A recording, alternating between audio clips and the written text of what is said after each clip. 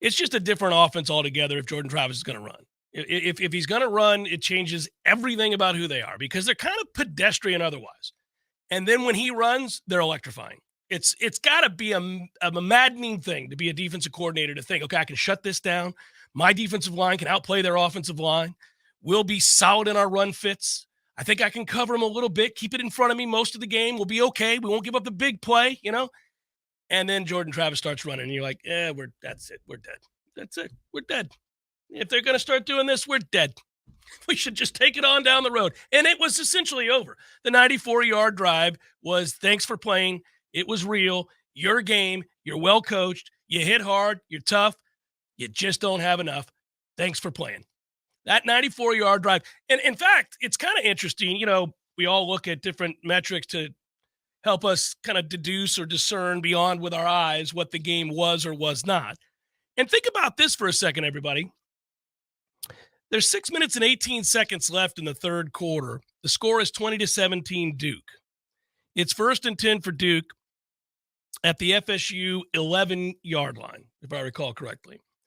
And I went back after the game and looked at game on paper just to see. I was thinking to myself, I wonder what the predictive winning percentage would be if I'm a team with the ball on my opponent's 11-yard line with the lead, 20-17, at that moment.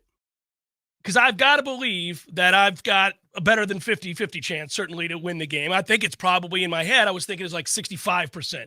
Turns out it's 59% at that moment. And I went and looked at the precise moment I was thinking of because I jotted the note in my mind. I was like, okay, this feels like a pretty critical moment in the game. Can they get a stop? And they end up getting the stop there. And it turned out that it was 59% predicted for Duke to win the game at that point.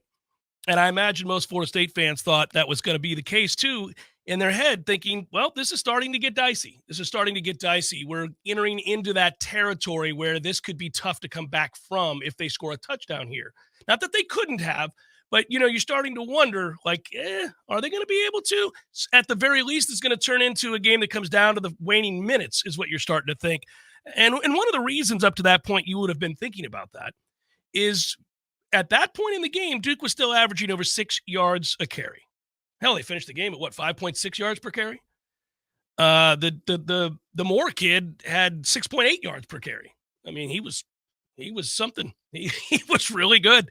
It was frustrating to watch. And so it ended up being right the moment after that first down, it got all the way up to 69%, and then it flipped in Florida State.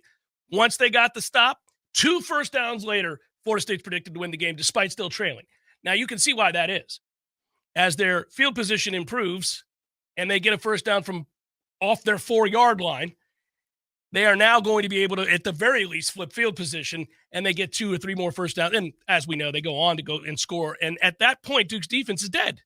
They're exhausted, and they have got to feel like they are completely now doomed because they don't have anybody that can throw the ball. Riley Leonard has to come out of the game, and this kid can't throw the ball in this situation. It was evident he was overwhelmed, and the game was, for all intents and purposes, over.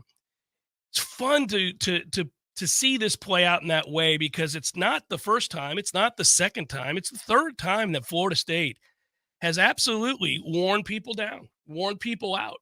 It is a game of attrition, a war of attrition, as they like to say with football, and these are aspects of the game that when it happens to you are most unfortunate. Nobody likes injuries, but they happen.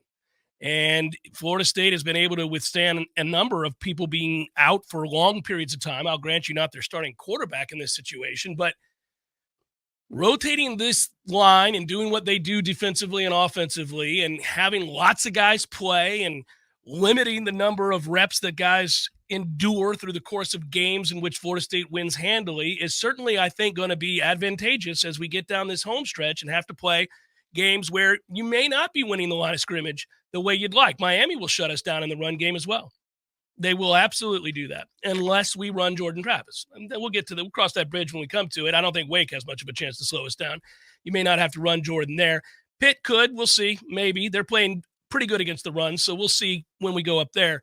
But you just know you have that in your back pocket, that if you can't run it traditionally, and we are up and down when it comes to running it traditionally, you are going to have to incorporate Jordan's legs. Looked like he was having a hell of a lot of fun once he unleashed it. Yeah, that's the thing I was about to say was his expression changed. You've seen a lot of moments this season where he's screaming at the sidelines. It's happening more. Like in the post game, he talked about how he and Mike Norvell spoke the previous Sunday, 2 Sundays ago. About going to have fun? About playing and having fun. Okay, well, I don't know that the lesson was applied in the first half of this game or even the beginning of the second half of this game, because Jordan is still demonstratively moving his arms, waving his arms, yelling at the sidelines, throwing his arms up in the sky when we're not running a successful whatever concept it is, if it's a stuff or a gain of 1 or 2. Mm-hmm. He's pissed off, and it's getting worse and worse, and that's a problem. You can't have anybody showing anybody up on the field. I mean, Jordan said after the game that he loves Johnny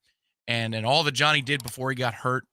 And he said, I love him because he plays the game tough. He doesn't show anybody up. I thought that was an interesting thing to circle. Yeah. Okay, man. So you're keeping score on if somebody's going to show up a quarterback. Well, don't do that yourself when you're the leader of the offense when things don't go right. And all of that is to say that was one part of the game.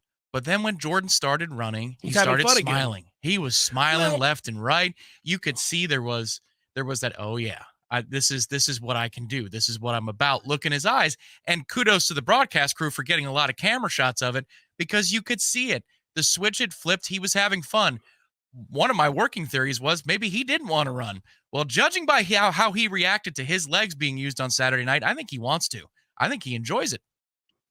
I can't decide on that one. There's a part of me that says that is absolutely true. I know this. There's another part of me that says it's not, because I don't think you would just not utilize a weapon of that magnitude if you had it. I mean, why would you not? We did all last year. He ran the hell out of the ball. I mean, it was plenty of times where he had to run, and it was great. The previous 2 seasons, he averaged between 13 and 14 carries a game, and this year, I think as of a couple weeks ago, was 6. Yeah. You know, I think there are a lot of factors in play there, but we won't get bogged down with that right now. I think there's a lot of factors there. He enjoys it. He enjoyed it on Saturday. He did, and he said, I had a lot of fun today. Winning is fun at the end of the day. When you win, you have fun. I'm very thankful for my teammates. Coach Norvell and I had a meeting last Sunday about having fun again. Feels like sometimes I might be pressing. I feel like I have pressure, and I'm trying to do too much. So I'm just trying to get back to being myself and enjoy the game of football and enjoy it with my teammates. Well, good. Yeah, that's a good idea. Well, and that's the thing where Duke may have provided us the opportunity to learn a little something about ourselves. Not just Jordan, but the lines of scrimmage and the challenges that Duke presented on both sides of the ball.